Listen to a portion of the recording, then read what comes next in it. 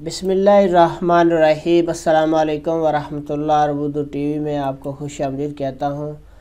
Saudi Arabia में जुमे के रोज़ सोने की कीमतों में इजाफ़ा देखने में आया।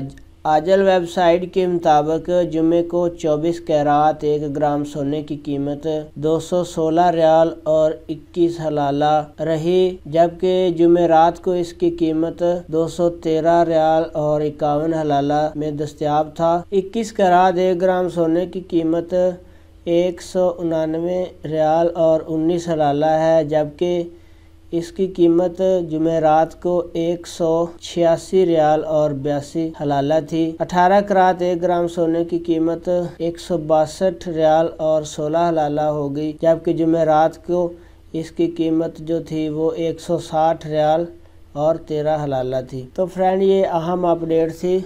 सोने की कीमतों में जो इजाफा हुआ, जुमेरात को जो कीमत थी वो और जो जुमे को थी वो मैंने आपके साथ शेयर की। वीडियो को लाइक ज़रूर करें। अपना बहुत सारा ख्याल रखिएगा। अस्सलाम वालेकुम वरहमतुल्लाह।